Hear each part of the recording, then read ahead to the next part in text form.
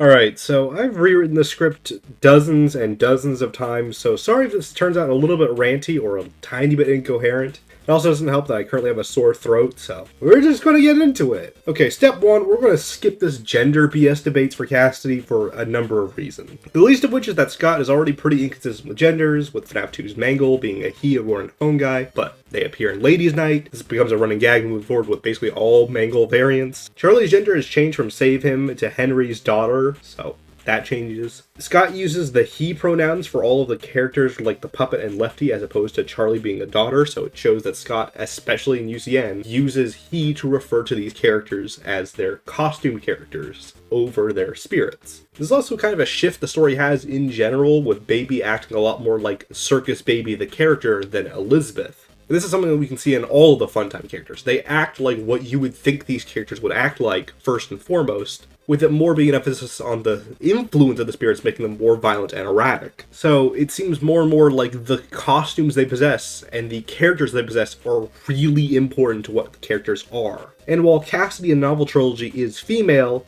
this Cassidy doesn't have the same Golden Freddy connections as Michael Brooks does, also from the novel trilogy, which further confuses things because Michael Brooks is a boy. Not to mention, the casting says to play the voice however the voice actor wanted, and the final voice used sounds feminine, even more so than someone like Gregory, who is the only example of a female VA playing a male character in the series. So, like I said, the gender debate is dumb. We'll get into even more reasons it's dumb later, but I just want to cross off why I don't think that is the deciding factor for analyzing Cassidy's character or how it will be used moving forward. Let's check off what we do know about Cassidy. They are definitely a character in the game's universe, and at least they have one confirmed appearance in the survival logbook as a spirit, or entity writing things in faded text. And however tempting it may be, we know the Survival Rise trilogy is extremely up to scrutinization because characters like Henry are almost there in name and general role only. In fact, you could argue the Henry in the novels is almost the direct opposite of the Henrys from the game, given the Henry from the games was like,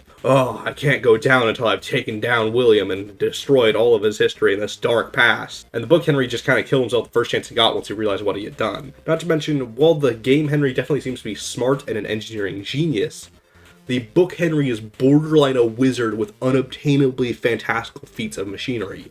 Not to mention, Charlie basically is also another in-name only character. She is still the daughter of Henry, but we don't get to know much about Charlie other than that she is Henry's daughter like in the prior continuity, she is killed like in William like in the game continuity, but it's really just Charlie Bob we get to know more about, who is questionably what Charlie is at all. And William has a lot of overlap, but Game William is far more subdued in personality, at least when he's talking to other people in a professional setting, whereas Book William is a lot more openly flamboyant, for lack of a better term, and a lot more expressive than normal William is. So I'm just really skeptical to use Cassidy in the book as a reference point. Now, the survival logbook's dialogue isn't actually going to be as important as the context of when it comes out and related to what it came out with.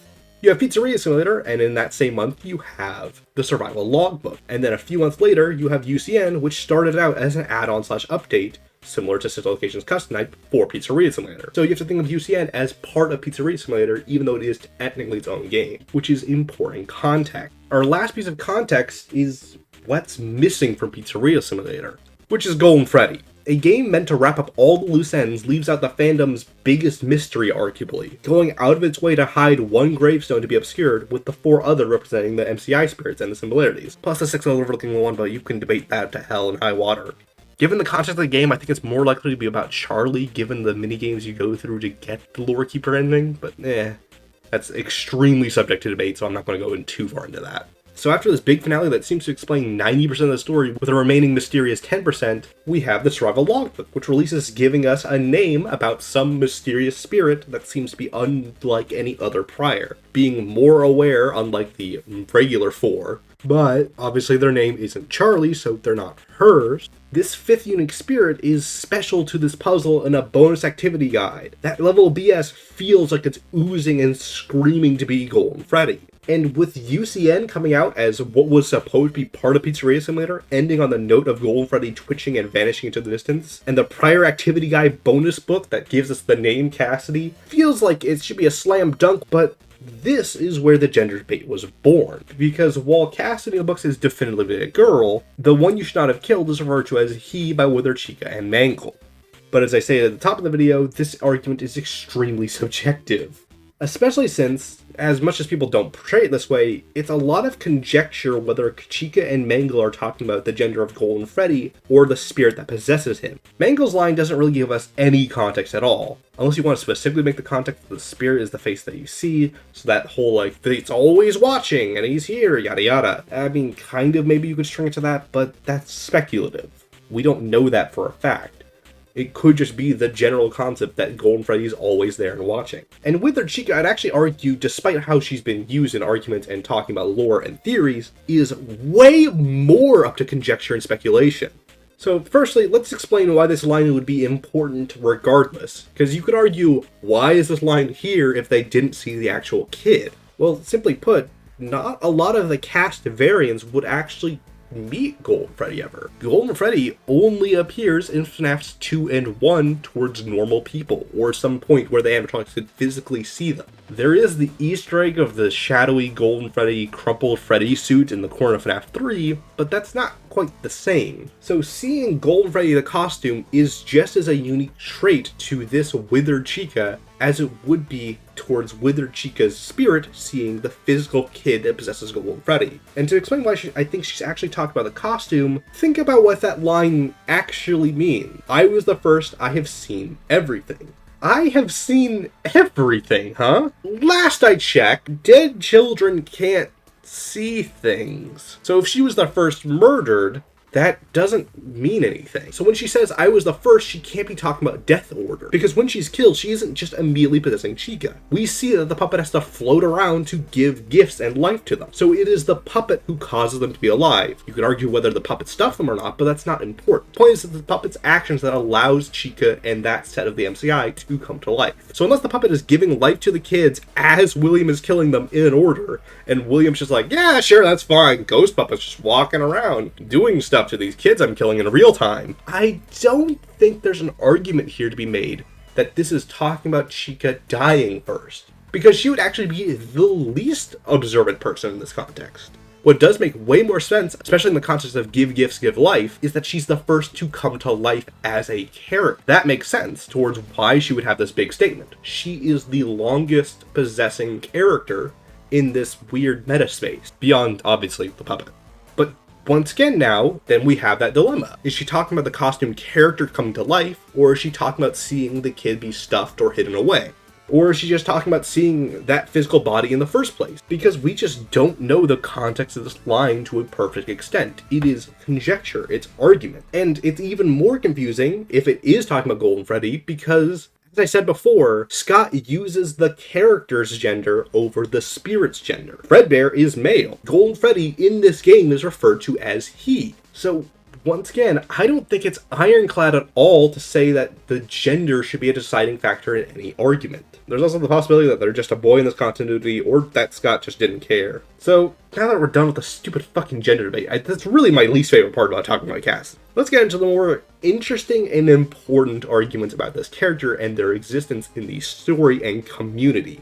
2 years after UCN, we get the introduction of Andrew. And 1 book after the introduction of Andrew, we get Man in Room 1280, a story that seems to be an alternate perspective of UCN, with William being tormented by a former victim who, based on the Stitchlight Singers, is an identical match to Andrew, and often just the Stitchlight story itself, with how Andrew describes his history and his past leading up to him being in Fetch. Now, a lot of the first reaction from the community was formed by MatPat with this idea that Frights was a retelling of UCN and its cast of characters, and this was just here to tell its own story and version of that to confirm stuff for us in the lore without being too on the nose, without just being an encyclopedia that says, yep, this is what happened, and that the Frights verse overall is meant to be parallels in its own kind of story that is generally just overlaps a lot with the main games. But by now in 2023, we have another angle to look at this from, or at least the community has formed one, whether it's right or wrong, and that is Stitchline. The premise that the Stitchlight Stingers, and all stories that cameo or play a role in these stingers, are in the game's continuity. For a long time, the main point of proof was specifically how Scott talked about Frights, saying that the stories were directly connected to the games. But once again, this is a little subject to conjecture. When he says connected, does he mean stuff like What We Found, where it's very similar to FNAF 3, Or is this literally how FNAF 3 in the game continuity happens? That is still a connection to FNAF 3 either way, but it's hard to say what Scott meant here. Because as much as people want to argue, they aren't Scott Cawthon. One of the bigger boons to kind of throw this theory into the spotlight, though, was the Ultimate Guide. Specifically, it treats frights like it happens in the game continuity in several of its paragraphs and statements. But it uses a lot of phrases that are kind of muddy, like it doesn't want to outright say frights is canon, but then sometimes it kind of just treats that as a fact, so it's confusing, and there's some errors that just make me wonder, is this really how we're supposed to take this information that frights is canon? Which is kind of a running motif with a lot of the frights is confirmed canon points. It feels like if Frights is canon, Scott seems to be really scared to actually say that it is. And once again, I'm using canon as a phrase that it happens in the game's continuity. To me, though, the real legs for Stitchline come from when Tales from the Peaceplex opened on a story that really heavily implies it's Eleanor's actions from Stitchline. And the Tales books are advertised as being set in the world of the latest games and have a lot of overlap, and some differences, between the current Security Breach era of the story and its own meta-narrative. And even though its initial description was changed, a leaker, I don't know how public they want to be, so I'm just going to omit them for this sake, I don't know if I can say their name or not, contacted the trade publicity of Scholastic about whether this descriptor was still applicable, as it wasn't listed on the books anymore. They insisted they were, but they did it in that same slightly off way that the original descriptor had in the first place, set in the world of the latest games. And also, it's worth noting, this is not an official statement from Johnny Scholastic, all-knowing manager of all 600 books that they release a year. This is like Jeremy from marketing, who knows that the funny bear guy sells books. So, this is still not like a direct word from Scott Cawthon, which is another wrench in this. Yeah, that's not bad evidence. I don't think this is an inherently awful argument, but I would say take it with a grain of salt, because a lot of this stuff isn't coming from the horse's mouth. It's weird, slight workarounds to getting it. Anyway, the general logic is, if Tales is canon to Security Breach, as in its events literally happened, because they are so similar, and a lot of things in Tales would directly explain things in Security Breach if they were in the same continuity, and Security Breach connects to Pizzeria Simulator, and Pizzeria Simulator connects to everything else, Frights is connected to Tales, so therefore Frights must connect to the games. And if Frights is in the game universe, that means Andrew is the spirit and man in room 1280, which should be UCN. And I don't think that's a bad argument. I don't think that's without merit. Yet, despite the evidence used, and the actual chance this might just be canon, I can't shake what this would mean for the character of Cassidy. Cassidy, since they first appeared, has been presented as a code to decipher. The thing that implies that there was some big important role for Cassidy to play is that one of the unused FNAF movie scripts that Scott talked about is the Cassidy screenplay. This one isn't given the label, oh, it's in name only, or that it isn't accurate, like several of the Silver Eyes or other screenplays. This one is labeled as being too involved in the game, to the point where you would have to be a super fan to get any satisfaction out of it.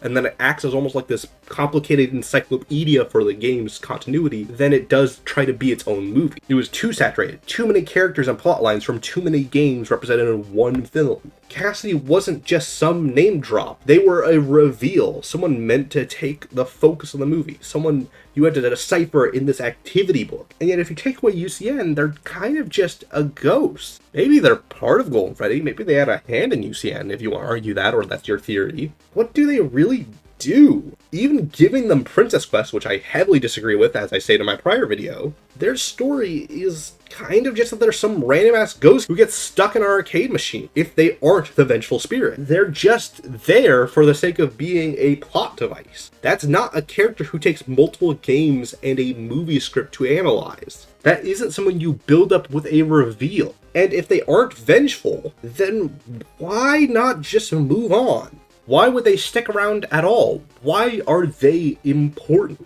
I can't restate this enough. There was supposed to be a movie about them, yet the Cassidy proposed by Stitchline makes them nothing. Makes them spirit number 5. And this isn't the only time the fandom does this stuff with Cassidy. I feel like more so than any other named character, Cassidy is just applied to whatever a theory needs to fill out its perspective. Michael, Bite Victim 5th, Cassidy Victim, Vengeful/stupid abbreviation Andrew.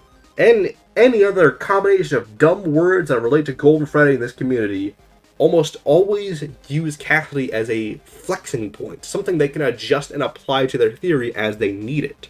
It's not a mystery to be solved by obscuring that gravestone and giving this activity book if the answer the whole time was that there was this secret sixth kid never shown or named in any of the prior games or plot points, and that only by reading the 4th and 5th and onward books in this short story collection series can you ever figure out the answer to this final epilogue game. Final with quotations. I just can't buy that Scott, who has on the record said he doesn't like retcon, said, "Hey, you guys need help solving the lore? Yeah, Scott, what's this vengeful character? Are they Cassidy or the bite victim?" "They're Andrew!" And what's weird is, because most of the rest of the cast have certain concrete events and roles where you have to find ways to fit their plot and lore into their character arcs, Cassidy seems to be immune to this in the fandom zeitgeist. It doesn't help that their only concrete appearance has a ton of wiggle room for interpretation. For example, "What is your name?" versus, "What is your name?"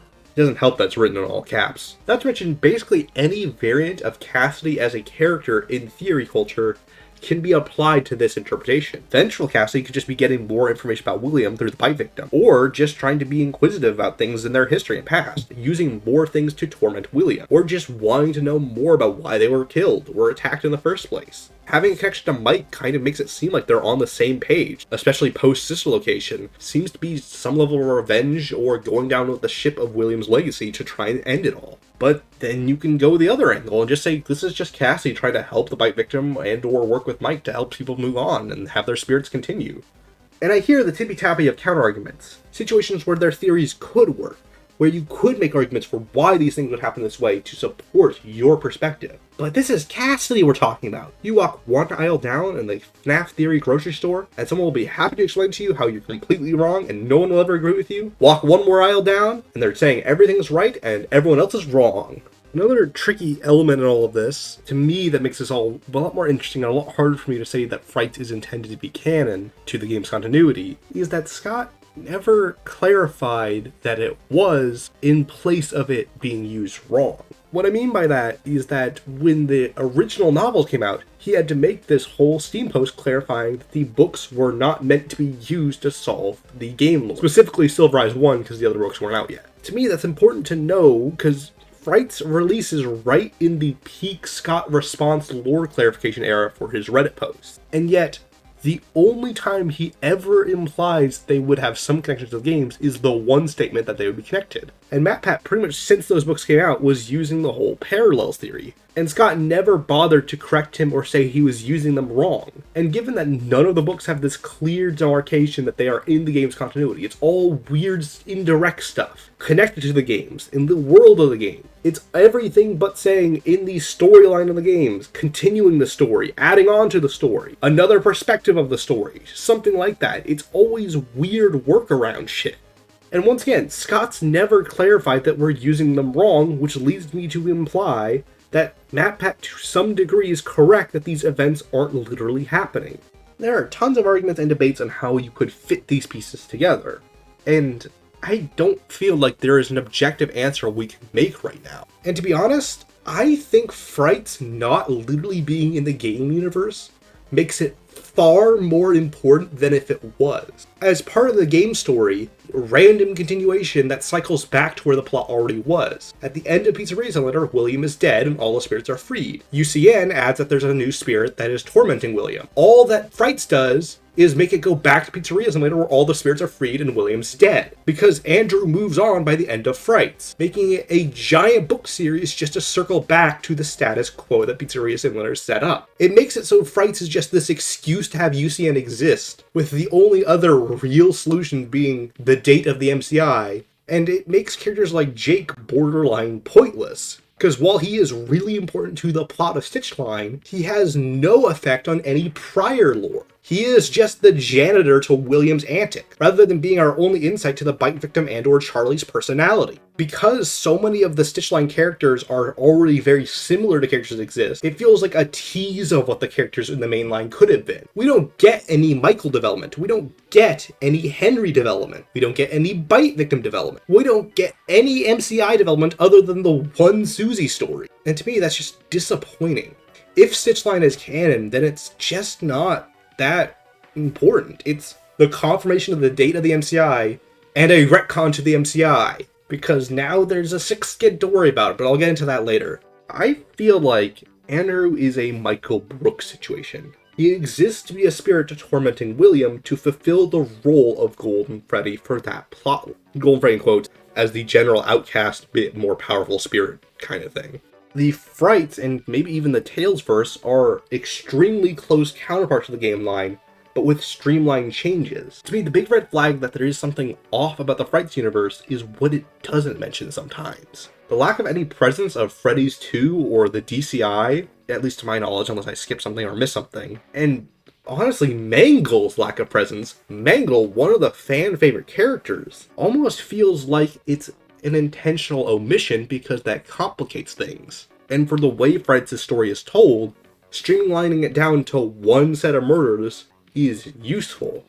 And Andrew acts as a sort of compromise to handle this. He's kind of Cassidy, but with a new name so we wouldn't confuse him with Cassidy, and we wouldn't make the mistake that this was all literally happening. And Jake is kind of the character the bite victim and Charlie represent, but slammed into kind of one character. This happens a lot of times in adaptations across media in general, with the Stitch Wraith being sort of this vessel to tell this physical, followable plot that isn't in a weird Ghost Flipside Land arcade void, whatever the hell any of these scenes are in the games. The games just don't tell their story in an easy-to-follow way that the Frights books would handle, so things would have to be changed to make it followable if this is your only FNAF experience. I think Frights is almost like the short story compendium of the plot of FNAF in general. Like I said, an adaptation, not in the way that Silver Eyes is, but more in the way that a movie is. Everything that could be kept or needed to be kept would be kept. So things like the Pizzeria Simulator Fire, the MCI, the general concept of William being Springtrap, and how he uses the Spring Bonnie character, even things like FNAF 3, have to happen to some extent, but if you look at where the changes were made, it lines up to be a streamlining, a way to condense everything down to one storyline, rather than a bunch of fragmented pieces we have to put together. Even then, it's still kind of fragmented because of the short story format and the whole epilogue system, but I mean, it's relatively easy to follow. Because whether you like it or not, there are objective changes to the Frights universe that just feel really arbitrary, but make a lot of sense from the perspective of, we have to make it so these events happen in a way that the book characters could experience them. To me, one of the shining examples of this is the ball pit's memory and how it represents the MCI. It shows it as something relatively public, because otherwise, you need a contrived reason for Ozzy to go to the back room or know in the time-traveling ball pit, that's how it's officially labeled, even if it is just memories, that he would have to know magically, I've got to go to the back room where this guy in a bunny costume will kill these kids. And you could say, oh, that's just part of the inaccurate recreation. Well, then you have the fact that the ball pit has these properties in the first place, which implies there's some level of agony or remnant or just general magical influence on it. Really makes sense unless this ball pit has some links to the MCI in the first place, because otherwise, why would the magic ball pit show the MCI? If they were actually killed in the back room, like it's shown in the FNAF 1 posters, then you don't have the MCI into the pit without it being an objective retcon. In fact, there's no way to argue this isn't some little retcon because we have Andrew around, who is represented as being part of the MCI. And once again, even if these are inaccurate changes to the magic time-traveling ball pit, then you still have this argument of why is Andrew paired up with the MCI at all? Which wouldn't make sense unless he has some level of proximity close enough to the point where he would be an extra added-in kid we didn't know about prior. And there's also the whole storytelling decision of why would Scott have him in this bunch if this wasn't some level of intentional retcon or an intentional design difference between the two continuities, as represented by the goddamn magic time-traveling ball pit memory zone. This script is fucking stupid. I'm talking about a goddamn, I've already said it enough, magic time-traveling memory ball pit. Why even frickin' Faz fucking imply there's a sixth missing kid in the MCI at all? Why couldn't he have just been from the DCI? Or his own murder, or just anything. What's the point of this whole sixth kid into the pit if it's not implying it's Andrew or something like that? Why make this new special extra vengeful kid have an alligator mask? I know I've seen theories of how this would work, but it never really feels like a compelling argument. Why not give him Shadow Freddy's mask? Or just something that makes it clear he was part of this prior storyline. Shadow Freddy, as weird as that would be, especially with the nightmare connections that would potentially have, would work as he leads the other spirits to William, which would imply that he is leading the charge for revenge against William. The other spirits move on, but we never see Shadow Freddy move on, which would explain that. This would explain a prior confusing character no one knew about. This would explain the connections to Gold and Freddy, since they are basically a palette swap of one of their designs. This would also connect to his FNAF World moveset being all insta-kill moves, which implies a level of contempt or violence or all-powerfulness. But that's not how it went. He wears the skull of one of Monty's fucking kin for some reason. Why add another kid who we've never had any clear precedent for, even under theories that explain how they would be intertwined in prior plot point, when you could have just made Cassidy the character that Andrew is? Just give them that name. If the goal for the Stitched Line storyline was to be an extension to the original game storyline, why make up new characters in the first place? I mean, some characters like Larson need to be new characters, so you can't have their role otherwise. But since Cassidy isn't really doing anything, and it isn't clear what Scott's plan for them was, especially if Stitch Line is true, then that implies Scott's option for having the UCN, the one you should not have killed, was to make them a new character. One we could never have solved. To be clear, I'm not saying a new character is the problem, I'm saying that changing something that was established to be about this new character is a problem. For example, the reveal of Michael doesn't really overwrite or invalidate or change the validity of certain prior events, but it does give us a new connecting thread to understand and look at things from, whereas Andrew outright contradicts certain concepts presented prior. Granted, once again, with some subjectivity of what you think is changed and what isn't, and however you perceive it. And this isn't even like Security Breach with the Mimic. There are deliberate clues that feel exactly impossible without the Mimic implications or concept. That's the whole reason we got Greatbot, was people reaching to find some explanation to solve these parts that weren't possible. And Tales releases a month after Security Breach, rather than 2 years later, which shows from the start these things were planned to be connected. Whereas you have no way of knowing, oh, there's going to be a book series 2 years later that will basically be our Bible of how to solve the lore. Like I said, this is an incoherent, impossible to follow mess. I'm very sorry. That's kind of Cassidy in a nutshell. I think Frights just makes the most sense and is the most useful as an extremely close version of the game continuity, simplified to fit its format. And I honestly think that might be what Tales is. This is especially because Tales seems to be avoiding using Vanny, despite the fact that she should exist from Book 1. In fact, prior to Book 1, because she works in the VR situation, and that all happens prior to the Pizza Deluxe being built. And yet, she's almost completely absent in the 6 Tales books so far. And it honestly feels like we're using a lot of the Mimic Virus and the Storyteller and Gregory / Patient 46 / GGY to shortcut a lot of roles she would potentially have, because it's extremely heavily implied that Vanny has some level of influence over the animatronics and machinery in Security Breach. And yet a lot of these implications and plot points are just kind of funneled into GGY, where he's the one making the characters uncanny and all that. Which might still happen in the game's continuity, but it's not an expressly shown narrative. And that goes both ways. Vanny still might exist in the Tales continuity, and we just haven't really seen her around. But it's just kind of strange that a lot of the things she seems to be doing, or seem to be her responsibility under the Glitch Trap kind of plan, are just kind of focused on GGY or just the Storyteller, or just general weird happenings at the Pizzaplex. And also, just as a reminder, just because events or names overlap between two continuities isn't quite the same as literally being the same continuity.